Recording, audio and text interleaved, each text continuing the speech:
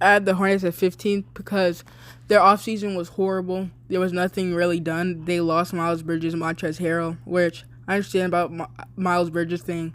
But Montrezl Harrell, I think they should have just kept him at that point. So they already have horrible defense where none of those guys brought defense. But still, there's really no defense, not good offense. And I think it's just LaMelo and Terry Rozier, which I feel like you need to put somebody else in that starting lineup if you're gonna think you guys are gonna be ready to contend. You need somebody like a Scoot Henderson or a Victor Wembanyama, preferably Victor Wembanyama, because LaMelo could use him as a lob threat, and I feel like LaMelo could help his game out develop faster. I feel like the Pacers are going to be the 14th seed because they're one of the newer rebuilding teams and stuff like that. Other teams have had a head start, and they're like one of the recent newer ones. I feel like they're just going to let everyone just get their reps in, learn from their mistakes and stuff like that. This is going to be a development year. I can definitely see that, where they're going to just be playing rookies and stuff like that. I feel like they got good rookies this year with Kendall Brown, Andre Newberg, where I hope they should have traded him because I feel like he's ready for a contender because he's just an average role player at that point, and a lot of teams wanted him. So I think that the Pacers are going to be the 14th seed. They could even be the 15th seed because they're just recently and fresh, and yeah. The Magic they've done all right so far in their rebuild, and I have them at the 13th because I don't think they're super bad, but they are still bad. I think Paolo Banchero will have a lot of mistakes this year, but I still think he could win Rookie of the Year. And I think they're going to try to figure out which role could he play the best. Could he play the 3 or could he play the 4? And time will tell. Obviously, Jalen Suggs, he's kind of looking like a Killian Hayes of the draft. He looks better than Killian Hayes, of course, but he looks like on the same level on the draft, like in 2020, basically. So I think Jalen Suggs, he still has a lot to prove, and if Jalen Suggs doesn't even get any better, we might see another year of them rebuilding. I have the Washington Wizards at the 12th seed because I feel like Washington Wizards aren't going to do well. They're going to realize that. And there could be a potential trade where they trade Kyle Kuzma and Bradley Beal and stuff like that. And I feel like they don't know how to draft correctly, honestly. They've drafted defenders and three-point shooters, and none of them really could shoot, I feel like. And where you carry the offensive stress onto Bradley Beal, which you have Kristaps Porzingis, but I just don't see this working out. The team it looks dysfunctional a little bit, but I have at 11 Knicks because I feel like, yes, the Jalen Brunson thing was a good addition to the team. However, you still have Julius Randle, and I don't think that's going to work out well.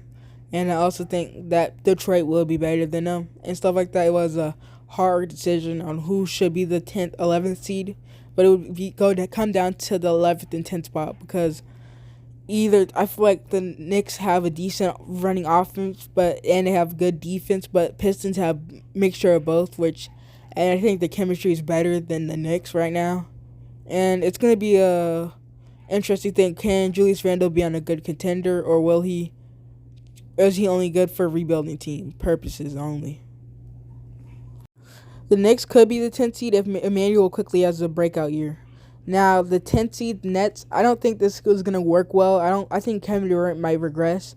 And I think Kevin Durant's been good for years, but I think this is the year he regresses. And Ben Simmons, I feel like he's going to be horrible for a little bit because he came back from a year of not playing basketball and stuff. They need to figure out who's going to be the starting center. Is Nick Claxton a good long-term fit, or will you need to find another person? I expect David Duke Jr. to have major improvements. He's a two-way player.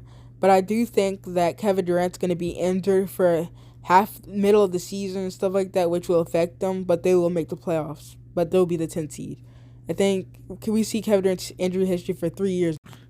Pistons, I got to give it to them. Jaden Ivey was a great pick. Jaden Ivey, I expected him to be a little bit of it takes slower time for him to develop, but he instantly seems like the second best after Keegan Murray and stuff like that.